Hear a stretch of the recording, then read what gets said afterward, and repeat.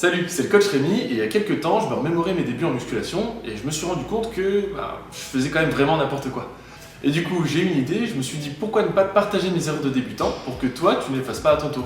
Et puis, si t'es déjà un expert, tu pourras toujours me dire si toi aussi t'es passé par là quand tu débutais. Allez, c'est parti, on rentre tout de suite dans le vif du sujet avec notre erreur numéro 1, ne pas s'attarder sur la technique des mouvements. Alors là, on attaque tout de suite avec une des pires erreurs que tu puisses faire, parce que si tu ne prends pas le temps d'effectuer correctement tes mouvements avec la bonne gestuelle, tu risques de ne pas pouvoir travailler les muscles que tu voulais cibler au départ, et en plus de ça, tu risques de te blesser. Alors c'est vraiment à éviter. Laisse ton ego au vestiaire et prends le temps d'apprendre ces 4 mouvements, le squat, le développé couché, le soulevé de terre et le rowing.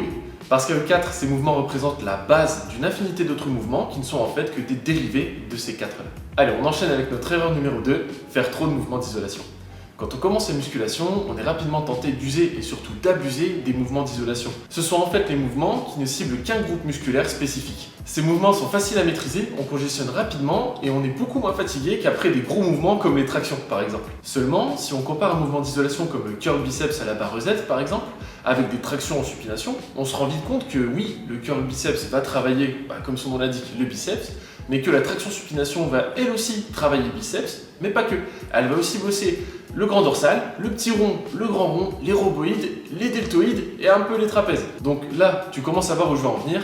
Il est bien plus efficace de se concentrer sur l'utilisation des mouvements polyarticulaires comme les tractions par exemple, plutôt que sur des mouvements d'isolation à outrance. Donc n'hésite pas à garder des exercices d'isolation, bien sûr, ils ont leur intérêt, mais ils ne doivent pas dépasser 25% des exercices totaux de ta séance. Erreur numéro 3, négliger une partie du corps. Le plus souvent ici, ce sera les cuisses. Avec le classique, j'ai déjà des grosses cuisses, je cours un peu, ça suffit, j'entraîne pas mes jambes. Donc là vraiment, non. Parce qu'en fait, avoir un corps esthétique et fort passe par l'équilibre du développement des masses musculaires de ton corps. C'est la base de la musculation. En plus, pour ceux qui délaissent l'entraînement des cuisses, n'oubliez pas que les jambes peuvent représenter une masse musculaire énorme. Et quand on sait quel impact a la masse musculaire sur le métabolisme, ce serait dommage de s'en priver. Alors fonce réveiller tes cuisses au squat et développe tout ton potentiel musculaire. Erreur numéro 4, vouloir sécher tout de suite. Alors là, c'est un piège dans lequel on tombe facilement à cause des réseaux sociaux. On voit pas mal de gars et de filles au physique écorché et on trouve ça génial, donc du coup on se dit vas-y, je vais faire une sèche. Monumentale erreur. Le souci, c'est que les gars et les filles que tu vois sur les réseaux sociaux avec un physique sec et musclé, eh bien ils ont pris le temps de bâtir une masse musculaire imposante et importante, de façon à ce que quand tu sèches, elle reste impressionnante. Et ouais, si tu te lances dans une sèche alors que tu viens de commencer la musculation, eh bien en général, t'as pas trop de masse musculaire. Donc après ta sèche, au mieux tu te retrouveras mince et au pire tu te retrouveras carrément maigre en ayant perdu toute ta masse musculaire. Donc prends le temps de te bâtir une masse musculaire solide avant d'attaquer ta première sèche. Attention, ici je parle bien sûr d'une sèche et pas d'une perte de poids dans le cadre d'un surpoids ou de l'obésité par exemple. Là par contre, c'est carrément indiqué de commencer par perdre quelques kilos avant de s'attaquer à une réelle prise de masse musculaire afin de rendre ton corps plus sensible à l'insuline et de booster un peu ta production de testostérone. Erreur numéro 5, manger trop ou au contraire trop peu.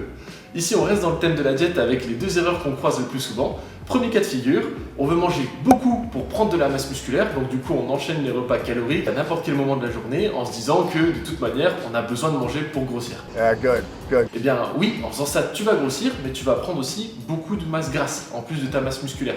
Et crois-moi, tu vas avoir beaucoup de mal à t'en séparer par la suite. L'autre cas de figure, c'est l'opposé. Tu as peur des calories alors que tu cherches à prendre du muscle. C'est dommage car ton organisme a besoin d'être en léger, surplus calorique afin de pouvoir bâtir de la masse musculaire. Et si tu ne t'alimentes pas suffisamment, tu vas avoir du mal à enclencher correctement ce processus. Là, pour régler le problème, il n'y a pas de secret. Tu as besoin d'un plan alimentaire adapté à toi et à tes objectifs et je te conseille de le tester sur 3 semaines et puis ensuite de prendre ton tour de taille et ton poids afin de voir où tu en es. Erreur numéro 6, faire des séances de 2 heures. Ah, on approche la fin avec des erreurs qui sont de plus en plus traîtres. Tu t'entraînes, t'aimes bien ça, et du coup pour progresser encore plus rapidement, tu te mets à faire des séances de plus en plus longues jusqu'à atteindre des séances de 2 heures. Et là, pour le coup, comme beaucoup d'autres erreurs, ça part d'une bonne intention. Mais crois-moi, des séances d'1 heure à 1 heure et demie max sont amplement suffisantes pour te faire progresser. Je suis beau gosse. Je suis baraqué. En fait, 2 heures, c'est même contre-productif quand on y réfléchit bien. Il vaut mieux enchaîner les séances d'1 heure au cours de la semaine plutôt que de t'infliger des séances interminables occasionnellement. Erreur numéro 7, changer de programme tout le temps. On termine notre top 7 des erreurs à éviter avec le changement de programme trop fréquent. En fait, quand tu apprends un nouvel exercice, ton système nerveux est le premier à s'adapter.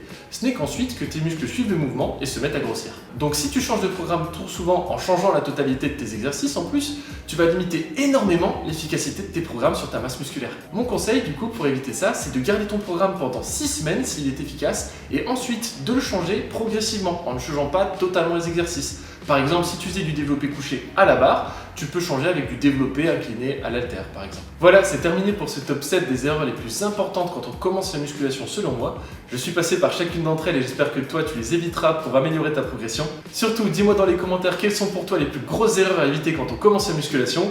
Abonne-toi pour ne rien rater, c'était le coach Rémi. A plus tout le monde.